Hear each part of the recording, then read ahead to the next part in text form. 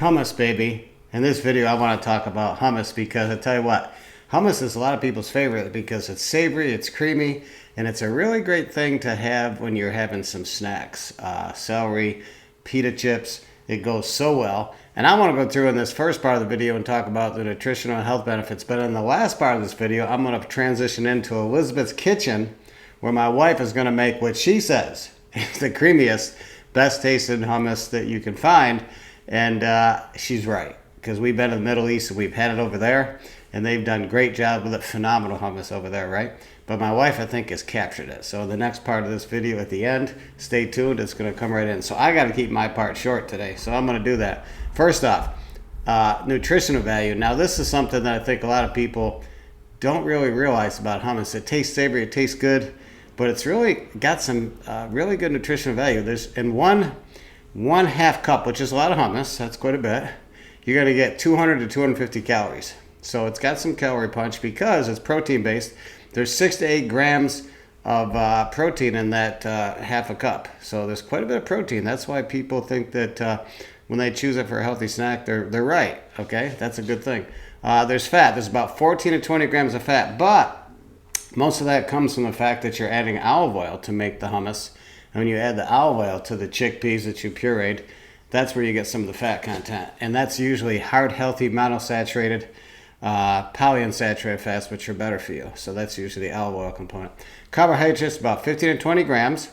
So typically that's not too bad, and it's a lower glycemic. Fiber, this is good, 5 to 7 grams. Sugar, very little, 0 to 3 grams. So it's low in sugar. It's got some sodium. That's about 200 to 400 milligrams. So depending on how you make it, you can limit that a little bit. Now here's some other nutritional value. I didn't know this. It's a good source of vitamins and minerals, including folic acid. It's got some iron, magnesium, phosphorus, potassium, and vitamin E. So it's got some really good micros as well as the macros. And again, here's the thing about it. It's got some antioxidant properties, so it might help. In addition to that, you're talking about the fact that it might help improve digestion because of vitamin, potassium, antioxidants. So there's some benefits there. So I always liked it when I had it before, a meal, and it was on maybe the charcuterie board or near there with the chips, the pita chips, maybe just a little bit of a taste. Always awesome. Health benefits. This is a biggie. The protein, fiber, and healthy fats make for a good combination for blood sugar levels, reducing inflammation, improving heart health. So that's not all, though. You got tahini that is a good source of calcium for bone health, copper and zinc, and maybe helps with the production of collagen for maintenance of healthy skin. So some health benefits there with the tahini. I didn't know that. That was something surprising to me. Now here's the biggest thing I think. The biggest health benefit that I think people miss is there's the macros and the micros, but basically when it comes down to having a dip, how many times can you get an alternative to the high calorie, high fat ranch dressing and all the other dips out there? How often can you get something that's so much better for you, that's plant-based, high in fiber, high in protein, and you don't get the calorie load, you don't get all the other things that you're going to get with some of those other dips. So that's one of the biggest benefits, I think, to make it a healthy thing to have when you're doing some, before your meal, to have this out as a dip. Fantastic. How to serve hummus. Now, there's a lot of different ways. Of course, the classic way is pita chips, where you just dip in. That's a big crowd pleaser, and that's what I like the best. But you also can spread it on sandwiches and wraps. My wife sometimes can make a wrap, and she uses that instead of refried beans, which she's got another recipe for that's without the fat, which is amazing. But anyway, she sometimes uses a spread. Sometimes people add it to roasted vegetables. They add it to a salad. I can't believe this, but some people use it as a sauce for pizza. I didn't know this, but you can. And some people use it with pasta. I don't know how that would work, but maybe I should try that sometime. So next up, I'm going to have Elizabeth go through, and she's going to talk about, on this quick video clip, about how to make this. And we're going to have to probably chop this up and just do the highlights so you can get the whole thing. And then we'll also have, in our blog, which you can read about on this, there'll be the entire recipe. But the video is going to be good for you to see how she puts all those together. It's pretty simple, but she's going to do that in steps, and we're going to have the video for you. And I'll tell you what, she she does make some of the best hummus out there, and you're going to be a big hit with your family and your friends when you put this on the table. So you can buy some of these commercially in the store, but I'll tell you what, for the price of what you're paying for the chickpeas and doing it yourself, I think you're going to come out much better. So stay tuned. Coming up right next is Elizabeth showing you how to make her creamier, tastier hummus. Okay, so enjoy. We're starting out on step one of Elizabeth's awesome, creamy, tasty hummus. Tell us what you're doing, babe. I'm measuring out 2 cups of dried garbanzo beans. That was a little light. And then I'm going to add, now you might want to check these over. I did it before I put them away, but because they are a dried bean, they're being processed out in the field. There could be rocks and things in there, but I've already done that. So Rocks. well, because they're picked by machine. Oh my gosh. So you want to just look. Rocks. There's no creamy in hummus with rocks. Sure. So I've already checked them all over, but you can certainly, if you didn't do it before you put them away, do it now. And then to the 2 cups of dried beans, I'm going to add 4 cups of plain water. This is just 2 cups. I'm going to go get 2 more cups because they're going to double in volume. And while weight and volume aren't exactly the same all the time, it's close enough here that I'm going to go with an equal amount of water to beans. And these beans will absorb all, if not all, of the water very close to it. I'm going to let them soak overnight, and then we're going to cook them. Well, you said you use twice as much water as how many cups of beans? So 2 cups of beans, 4 cups of water. 2 to 1. Mm-hmm. 2 to 1. Okay, overnight. And then overnight. We're gonna do that. Next step is going to be taking the skins off.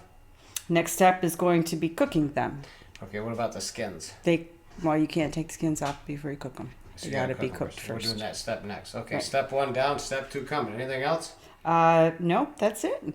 All right, see you next step. Okay, so now we're at step 2 where Elizabeth says she wants to weigh these. Tell them why you want to weigh them, babe. What's the reason? Because there's a recipe with amounts of ingredients, and I need to know if I have the same amount so I can adjust it. So I've got about 1.5 pounds, a little over 1.5 pounds of chickpeas. 1.5 pounds chickpeas. That's gonna figure out what she needs to add for the other ingredients. So I wish I hope you got that. Here we are. Next step coming. Okay, we're back. Elizabeth's on step 3 here. Here we go. All right. So what we did was I drained the chickpeas, weighed them. We had about 1.5 pounds by weight. We started with 2 cups dry. You can see the size of them here. You can see how much they've swelled now. So just mathematically speaking, they've gained at least 50% by weight in volume just from the soaking. So it makes a big difference. It's a step you really don't want to skip. If you don't soak them, even if you have an Instant Pot, you can take them from dried to cooked, but the problem is they don't all uniformly cook the same way as they do when they're soaked. So it's worth the overnight soak, or at least the hour-long method of boiling them and letting them set. So to this, I've added 3/4 teaspoon of baking soda, which will adjust the alkalinity, the pH of the water. It will help them to cook more uniformly and loosen the skins, and that's what we're looking for. So now I'm going to take this over to my Instant Pot, and I'm going to set it for, it doesn't have a setting for the pressure time that I want, so I'm going to just do pressure cook, and I've got it set for 15 minutes. I'm going to make sure the steam valve is in the right place, and I'm going to let the Instant Pot do the work from this point on. Come back in 15 minutes.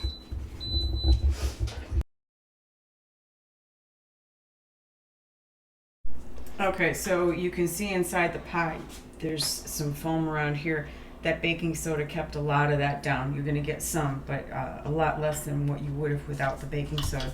And if you're looking at the beans, we did 15 minutes on pressure cook for these beans, and you can see they're hot, but you can see that these skins come off very easily, and that's what we're looking for. So we need to have them slide off very easily, and you'll see some that are already loose on top. So you're going to take these out, drain them, and then you and I are going to have the great time of peeling these, huh? Yeah. Can't wait. Can't wait. Experience. So now what are you doing, babe? You've been rinsing and then dumping and rinsing and dumping. So see the skins float to the surface, Yep. and you can pretty much pour them right off. Just be careful not to lose too much bean. So you just keep agitating and keep rinsing and dumping the skins right out. That's all you're doing. Yep, and I know it looks like a tedious thing, but believe me, the end product is worth it. Yeah, I think I remember it when we have it other places because you get rid of those skins. Every time I take this to a party, people ask me for the recipe, and I try and explain it's more of a technique than a recipe. But Good point. That's why in the description of the blog, the recipe, I didn't put all the steps because I wanted you to see this part because it was going to be too hard to write. So this step right here, we're going to finish, and then we're going to come to the next step. okay, so we're back, and I just want you to see what I'm about to combine here. I've got about a tablespoon of fresh ground garlic. You can get that out of a jar if you want. I prefer mine fresh from the grocery store, and then I put it through mince. I've got a teaspoon of regular table salt, and I've got about a third of a cup of freshly squeezed lemon juice. That's roughly 2 lemons, depending on the size. What I'm going to do is combine these 3 together, and I'm going to let this garlic steep in this lemon juice for about 10 minutes with the salt, and then I'm going to put it through a fine mesh strainer. I'll show you that when I get there. The reason for that is because the raw garlic and raw onion in the allium family can be very hot. They can be very pungent, picante, and we want to take some of the bite out of that garlic. And I've done it before with roasted garlic, and I love roasted garlic, but it does have a very distinctly different taste from the raw garlic. But I want to take it down a notch or two, and that's what this lemon juice is going to do.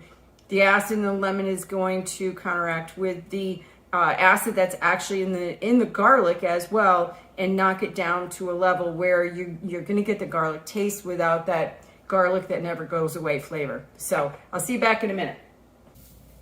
Okay, so our 10 minutes has passed, and what I've done now is I've taken this lemon mixture that I showed you in the last clip, and I pushed it through a fine mesh sieve to get all of the liquids out of the lemon that was left there in the garlic. And now I'm going to add, this is the remainder of my chickpeas. Now, if you wanted to take a few of these out to garnish in the end, go ahead and do that. I'm not going to bother doing that, but if you wanted to do that, this would be the step. I'm going to add back in that lemon mixture. That was the lemon and the garlic and the salt. And I've got about 3/8 of a cup of water that I'm going in with. Again, you can adjust this in the end to make it, however creamy you want it to be.